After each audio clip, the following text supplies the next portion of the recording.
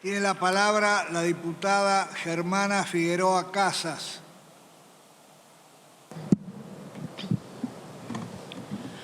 Muchas gracias, señor presidente. La verdad que uno cuando va a tratar un tema como este, lo que se plantea es, primero que nada, ponerse contentos porque sea alivio o sea parche o lo que es realmente, que es un reconocimiento de la inflación, va a impactar positivamente sobre más de 4 millones de personas. De cualquier manera, uno tiene que fundamentar y explicar por qué esto podría ser mejor, por qué uno presenta un dictamen en minoría proponiendo que se beneficie más o más equitativamente a estos trabajadores. En primer lugar, podemos hablar de los monotributistas. Dentro de los monotributistas hay trabajadores, muchos contratados por el Estado, pero también hay muchos independientes, muchos emprendedores, mucha gente que cuando empieza un negocio parte por el monotributo y lo que quiere después es crecer, no quedar siempre en un monotributo.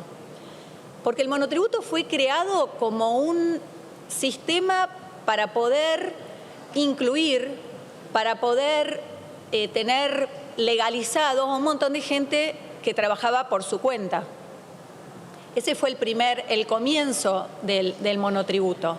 Y después se distorsionó, porque este régimen simplificado, que debería haber tenido pocos artículos, que debía estar armado para que fuera simple, digo, como contadora, la cantidad de consultas que nos hacían los monotributistas era enorme, porque no podían solos poder hacer sus trámites.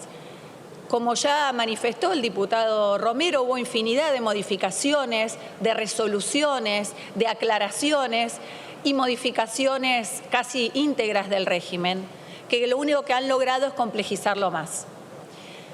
Lo que se está haciendo ahora es reconocer inflación, nada más.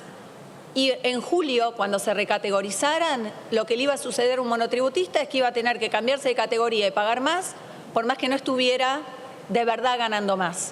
Porque no se olviden que cuando estamos hablando de los ingresos, son ingresos brutos lo de los monotributistas. O sea, tienen gastos. No es que eso es lo que les ingresa directamente, salvo el caso quizás de algunos trabajadores que hay una relación de dependencia encubierta y que quizás sí están casi como en relación de dependencia. Pero el cuentapropista, el independiente, tiene gastos además. Y la verdad que la idea de que en julio tuvieran que empezar a pagar más solamente por efecto de la inflación, que ya los perjudica por otro lado, porque por cada cosa si ellos tienen sus ahorros o cada vez que quieren comprar mercadería o insumos para su actividad, cada vez eso le costaba más caro. Por el otro lado, tenemos, no quiero repetir, pero también el tema de los monotributistas de las categorías más bajas que no llegan a los mínimos de subsistencia. Nuevamente, no estamos hablando de ingresos netos, sino de ingresos brutos, que también estarían todavía en una situación peor.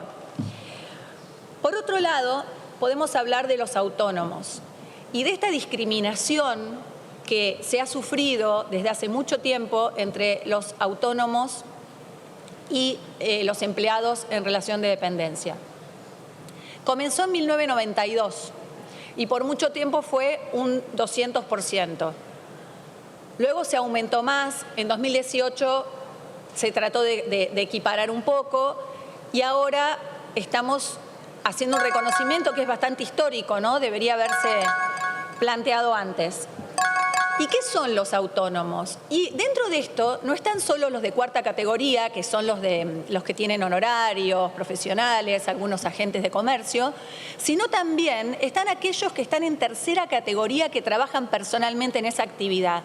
¿Qué es esto? Esto es, por ejemplo, el que tiene un negocio unipersonal, que sabemos lo que ha costado, lo que ha pasado en pandemia, la cantidad de negocios que han cerrado, por ejemplo, gastronómicos, incluso agencias de viaje. Hay muchos que no pueden estar en el monotributo y pasan a estar en autónomos. Y quería marcar algo que sucede, ¿no? Si el autónomo cierra, no tiene indemnización. Si el autónomo se enferma, no tiene cobertura, puede tener una obra social que paga por su cuenta, paga el doble de autónomos que a lo mejor de jubilación de lo que paga un monotributista. Pero además, lo más grave de esto es que no tiene red, no tiene una cobertura. Entonces, ¿quiénes son los más débiles del eslabón? Hay que empezar a mirar eso. El autónomo es el que arriesga, el autónomo es el que empieza a tomar personal, el autónomo es el que es un monotributista que creció. ¿Y qué hace nuestro sistema? Nuestro sistema intenta que el monotributista se quede, fomenta el enanismo fiscal. ¿Por qué?